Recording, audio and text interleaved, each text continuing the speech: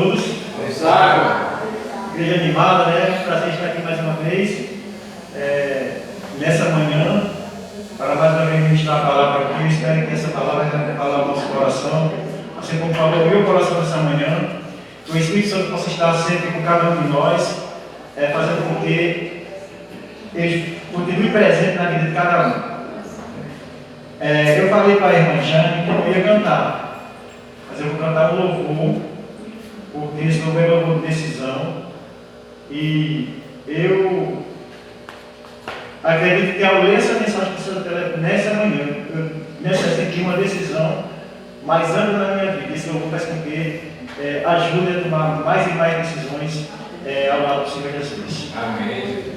Ele diz o seguinte: existem coisas que palavras não conseguem expressar, apenas no olhar que pode perceber algo que fica escondido e guardado no teu coração, que vai além da razão do nosso frágil saber.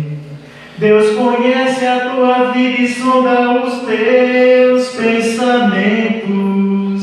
Não existe coisa ou pecado que não possa apagar, perdoar. O amor de Cristo o amor de Cristo por você é muito mais que um sentimento. Ele provou na cruz, morreu por tanto te amar. Agora cabe a você a decisão de aceitar ou não a Jesus em sua vida. O que passou não volta mais, já não pode te fazer chorar. Tá bom, então. Deus abençoe cada um. Bem, meus queridos, nessa manhã eu irei falar de um assunto que todos nós conhecemos demais, mas ao ler essa mensagem nessa manhã, eu confesso a você que tocou profundamente no meu coração, porque essa mensagem começa com uma pergunta, e a pergunta que começa está no livro de Marcos 10, de 17 a 22. E essa pergunta é uma pergunta bastante interessante, que eu fiz essa pergunta para mim mesmo nessa manhã, e eu pedi a Jesus para que Ele mostrasse o que é necessário para que eu tenha a vida eterna. Que nós possamos fazer essa mesma pergunta individualmente, para falar com Jesus, Senhor, o que eu necessito para ganhar a vida eterna? E para que Ele possa nos dar essa resposta, aconteça o que acontecer, mas para que possamos tomar uma decisão acertada em nossa vida.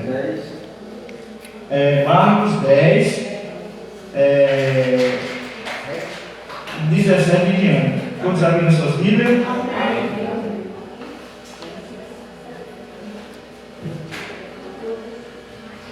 Querido Deus, bondoso Pai, nesse momento, Deus, queremos te agradecer por mais um momento, por mais uma oportunidade de abrir a tua palavra.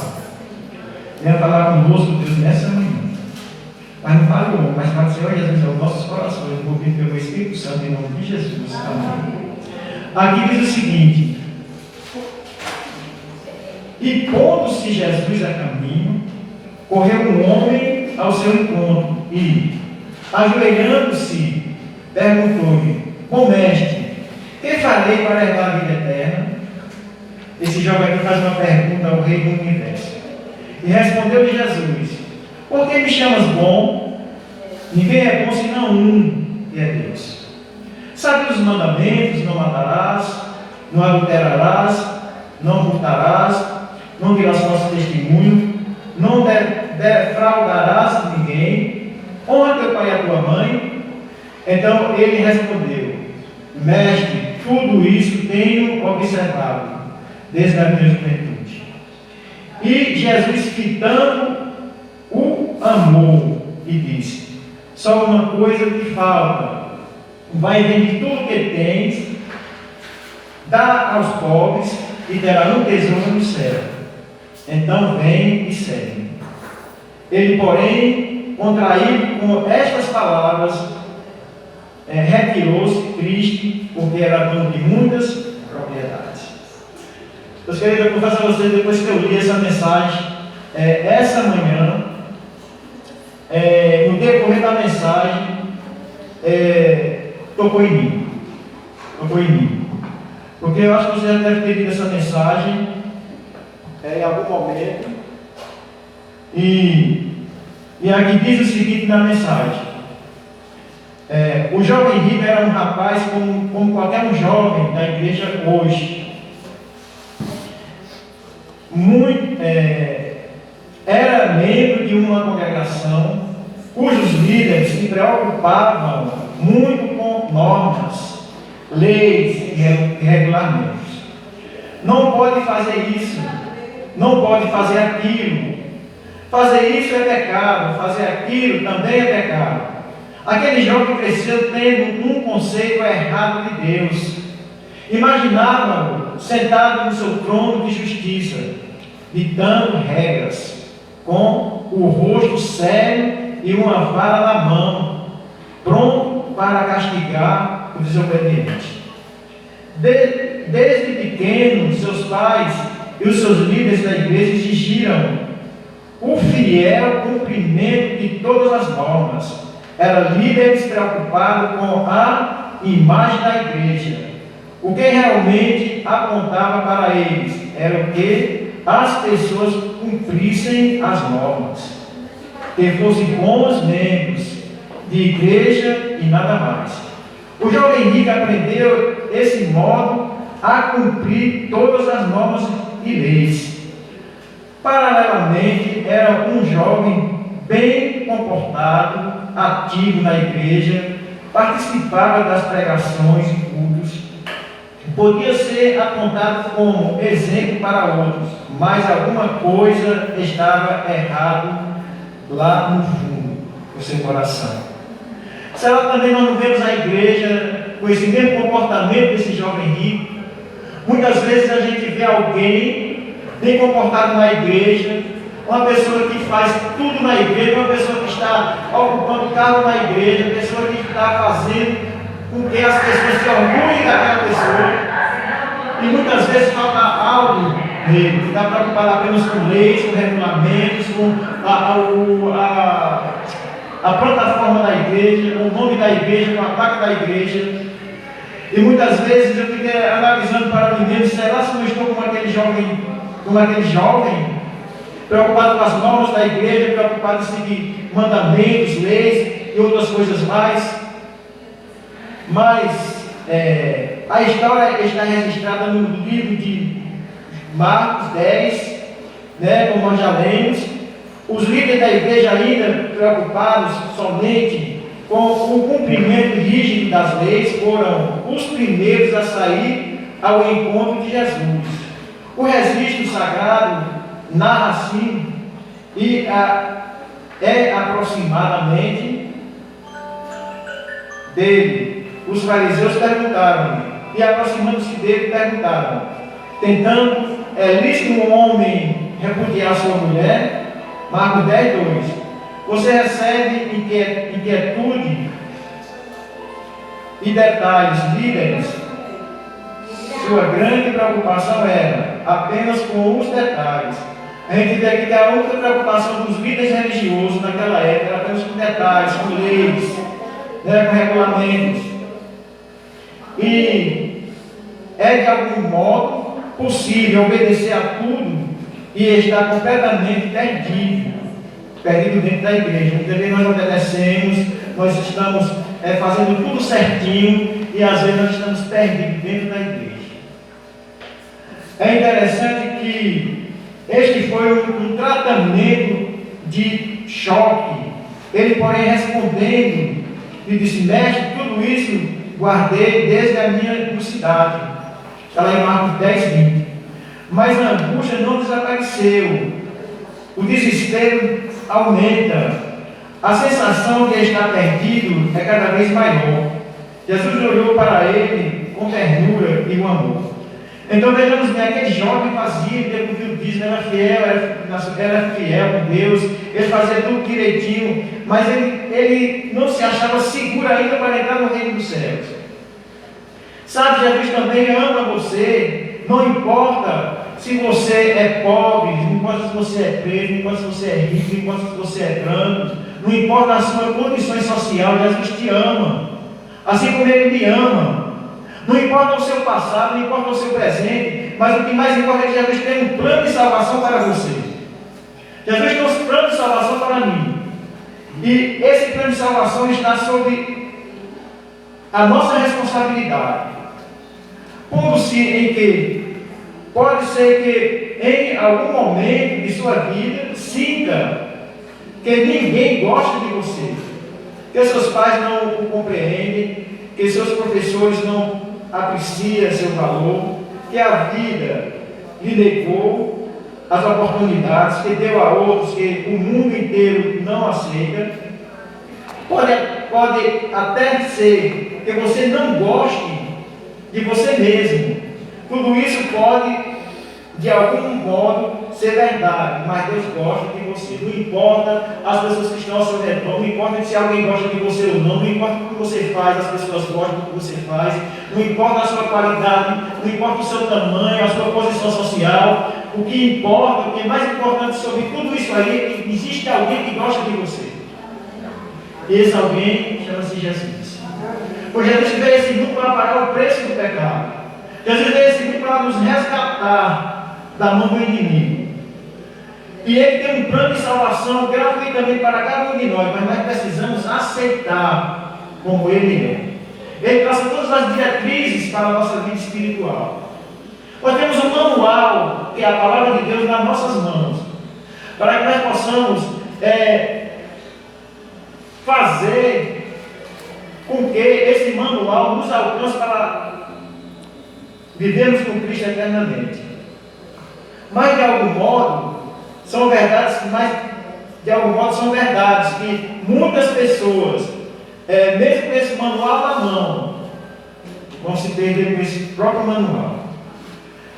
Ao compreender, nesse momento, tenho a certeza de que Ele está bem perto de você. Deus está bem perto de cada um de nós nessa manhã. Amém. Glória a Deus. Ele aceita o seu pedido. Amém. O que farei, Senhor, para que eu possa ser salvo? O que eu possa fazer para me salvar? O que você pode fazer para se salvar? Jesus tem a resposta imediatamente para você. Você vai corrigir a sua vida, você vai pensar o que você está fazendo. Eu pensei até no que está escrito no livro da vida nessa manhã. Sobre tantas coisas que eu já fiz, que pode estar escrito no livro da vida. Coisas vergonhosas, poderá estar escrito no livro da vida. Mas, Senhor, nesse momento, eu quero falar para vocês que eu me ajoelhei e disse, Senhor, nesse momento, em nome do Senhor Jesus, vai lá e apaga essas coisas negativas do livro da vida, para que possa ser escrito uma nova vida, uma nova escritura sobre a minha pessoa. Que você possa fazer também a mesma coisa, para que Deus possa apagar algumas coisas erradas, às vezes até por pensamentos, palavras, obras e ações, que está escrito no livro da vida. E se está escrito lá, um dia nós vamos ter um acusador para nos acusar. Mas se Deus apagar aquilo que está escrito de negatividade da nossa vida, o inimigo não tem com que apagar, não tem com que nos acusar, porque Deus apagou. E quando Deus apaga, Ele não escreve mais, porque as nossas transgressões vai ser jogadas nas profundezas do mar, em nome do Senhor Jesus. E Ele nunca mais vai se lembrar. É interessante que o jovem rico viu seus conflitos internos, suas lutas, suas angústias, viu sua desesperada situação, perdido dentro da igreja, perdido, cumprindo todos os momentos perdidos, obedecendo a todas as normas. E sabia qual o seu problema? Disse Jesus: apenas você não ama a Deus. Porque Jesus falou: aquele que me ama, guarda os meus mandamentos, como eu tenho guardado os mandamentos do meu Pai, que seu amor permanece. Se nós amamos a Deus, nós fazemos com que não viemos desgostar a Deus. Viemos fazer tudo aquilo que Deus nos oferece, o que Deus quer que nós façamos, que nós façamos pela nossa obediência. Então, apenas você não me ama, em seu coração não há lugar para mim. Em seu coração não há lugar para o dinheiro, só há lugar para o dinheiro. Você está disposto a guardar mandamentos, mas você não me ama. E enquanto não me amar, eu não aceito nada de você. Se nós não amamos a Deus, não adianta eu guardar os mandamentos, não adianta eu ir para a igreja, não adianta eu guardar o sábado, não adianta eu devolver dízimo, não adianta eu fazer nada que Deus não aceita. Deus aceita que nós colocarmos Ele em primeiro lugar na nossa vida. Ele deve ser o primeiro lugar na minha vida. Ele deve ser o primeiro lugar na vida de cada um de vocês. Ele deve ser em primeiro lugar na vida de cada um de nós. É interessante que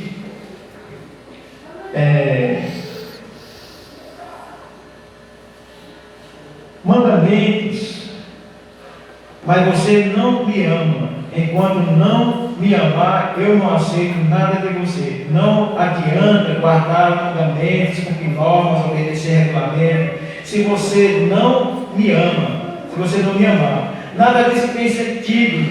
E você continuará com essa terrível sensação, com esse vazio na alma.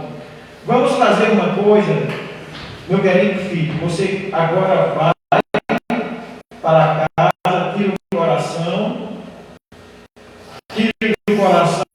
o amor, as coisas deste mundo, coloca-me como o centro da sua vida, então vem segue. A Bíblia diz que o jovem pesaroso dessas palavras retirou-se Cristo, não é isso? Então Jesus quer falar essa mesma palavra para cada um de nós nessa manhã. Vai para casa, pense, entrega o seu coração a mim. Porque Jesus ele não pede riqueza, não pede dinheiro, não pede altos valores dizimados, ele não pede tanta obediência ao mandamento, porque mandamento, devolução de dízimo, nada disso salva ninguém. A única pessoa que salva é Cristo. Mas só que quando nós somos salvos em Cristo, nós fazemos todas essas coisas automaticamente. Se eu sou salvo em Cristo, eu devolvo meu dízimo. Eu procuro ser fiel na devolução dos dízimos e ofertas. Se eu sou salvo em Cristo, eu procuro obedecer a Deus pelos seus mandamentos. Se eu sou salvo em Cristo, eu procuro fazer a vontade de Deus amando o meu próximo. Se eu sou salvo em Cristo, eu faço todas essas coisas, porque isso entra automaticamente na pessoa que aceita o Senhor Jesus como Salvador pessoal da sua vida. É possível que você esteja pensando: felizmente eu não tenho riqueza. Pode ser, mas às vezes não precisamos ter riqueza para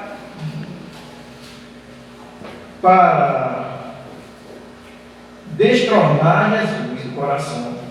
Seria possível você amar mais um artista de televisão que Jesus, um esporte, um namorado, uma profissão, os estudos, coisas até boas, mas que podem ocupar o lugar de Cristo no seu coração?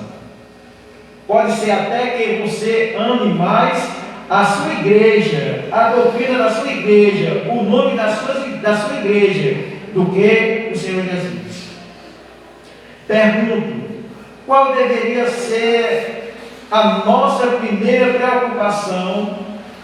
Amar a Jesus e guardar normas, ou guardar normas. Às vezes estamos mais preocupados que os jovens, obedeçam às normas e não amem a Jesus. O interesse de Jesus é diferente. Dá-me, filho meu, teu coração, diz ele, enquanto bate a porta do coração humano. Então Jesus não está pedindo a você riqueza, Jesus não está pedindo nada de você, propriedade, ele está pedindo apenas o coração. Aí muitas pessoas dizem, Deus dá sorvete, só quer o coração, porque quando você entrega o coração, você entrega o corpo inteiro. Você entrega o corpo inteiro, você entrega o coração, você entrega o corpo inteiro, irmãos. Então Jesus está pedindo, dá-me, filho meu, o seu coração. E ele dá para não pegar contra ti. Né?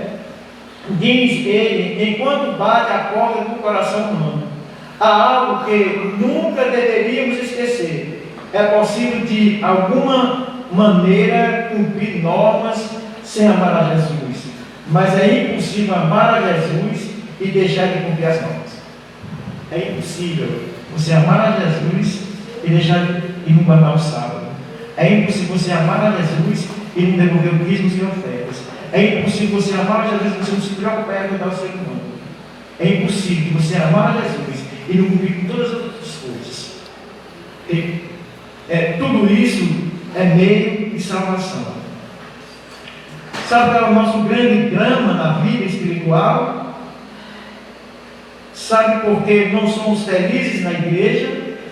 Falta amor por Cristo. Quando você vê alguém que está feliz com a igreja, ele não está com raiva da igreja, ele está com raiva de Cristo. Quando você vê alguém dizendo, ajoelha dessa igreja, ele não está enjoado da igreja, ele enjoou Cristo. Porque faltou amor, não pela igreja, mas faltou amor por Cristo. Estamos na igreja porque gostamos dela. A sua doutrina nos convenceu. O pastor fez um apelo irrecusável. Estamos na igreja porque nossos pais querem, ou então para agradar os filhos ou o esposo ou a esposa, ou simplesmente porque todo ser humano tem que ter uma religião, mas não porque amamos a Jesus, a ponto de dizer, eu não posso viver sem ti. Então nós precisamos de tudo isso aí, mas isso aí é um cumprimento. Em primeiro lugar, precisamos de Jesus e reconhecer que nós não conseguimos viver sem Jesus. É interessante aqui, que lendo essa mensagem aqui, eu vi aqui, todos vocês já devem ter ouvido, o meu pastor Ariano curou. O pastor disse, uma certa vez, a uma velhinha, em certo dia, tinha quase 60 anos. Uma velhinha em certo dia tinha quase. O pastor disse a uma velhinha em certo dia. Tenho quase 60 anos de casado. Pode perguntar ao meu marido. Ele dirá que ele sempre foi uma esposa perfeita, fiz tudo o que uma boa esposa deve fazer. Agi sempre do modo certo, mas nunca fui feliz. Por quê? Perguntou o pastor. Eu não amo meu marido, pastor. Foi a resposta. Mas então, por que você casou? A velhinha emocionando ao dizer, aos meus tempos de mocinha, a gente não escolhia marido. Eram os pais que escolhiam marido para a gente. Um dia meu pai disse, filha, daqui a 2 meses você vai casar com o filho do meu compadre. O enxoval foi preparado, a festa ficou pronta, e faltando 2 dias para o casamento, conheci meu noivo. Não gostei, e nunca consegui gostar, mas casei porque tinha que obedecer. Fui uma esposa perfeita, mas nunca fui feliz. Então a mesma coisa é quando a pessoa, seguindo esse exemplo de raciocínio dessa pessoa se casou com alguém, escolhido por uma outra pessoa, mesmo assim é quando nós não gostamos de algo. Por isso que eu falei para minha mãe, acho que eu já falei para vocês aqui, minha mãe ela admira muito quando eu vou no Ceará, que a gente faz aqueles cultos que junta 50, 60 pessoas. Agora no meu aniversário no Ceará deve ter mais ou menos 80, 100 pessoas. Deixou a rua, né? Então, mas minha mãe admira, falou, meu filho, eu admiro muito a sua religião, mas eu não vou seguir, porque eu gosto muito de forró. Aí, essa pessoa aqui, ó, casou com uma pessoa, viveu 60 anos, foi honesta com ele, fez tudo direitinho com ele, mas não era feliz, porque não gostava. Eu falei, minha mãe, a senhora não vai para o céu, sabe? Porque eu estava sendo com ela, a senhora não vai gostar de estar no céu. Tem que falar sinceramente para minha mãe, tem que falar para ela. Agora ela está com um problema lá de saúde, pediu que talvez se tivesse passado por uma cirurgia, vai fazer 93 anos, ela falou, meu filho, agora é hora por mim para eu não passar por essa cirurgia, não sei se precisa passar por essa cirurgia. Quero que a igreja que ora pela minha mãe, que ela não tenha passado por cirurgia. Amém. Certo? Então vejamos bem, nem assim acontece com a pessoa que nós amamos, que nós vivemos, mas não amamos. Nós não conseguimos viver felizes com esse tipo de coisa. Nunca poderemos ser felizes sentados na igreja, porque nascemos nela, ou por causa da pressão social, religiosa ou familiar. Todos os motivos só têm algum sentido quando o grande motivo é o amor por Cristo. Se não for assim, a vida cristã se tornará um inferno, um fardo horrível para se carregar. Fazer as coisas só porque estamos batizados, só porque temos que cumprir normas de uma igreja que assumimos só para agradar os homens, é a pior coisa que pode acontecer. Sempre estaremos pensando em sair, abandonar tudo, ou então, quando ninguém vê, estaremos fazendo as coisas erradas. Só para terminar aqui, eu deixaria de ler isso aqui. O jovem rico partiu triste e não voltou mais. Estava pronto a ser um bom membro da igreja, mas não entregar o coração ao mestre. Alguma vez você já se perguntou por que está na igreja? É uma pergunta. Alguma vez você já se perguntou por que está na igreja? Você que se encontra na igreja anos e mais anos, vem visitar a igreja e não tomou uma decisão ao lado do Senhor Jesus, já se perguntou por que eu estou na igreja? O que é que eu estou fazendo na igreja? Por que eu vim para o culto da igreja? Você já se perguntou sobre isso aí?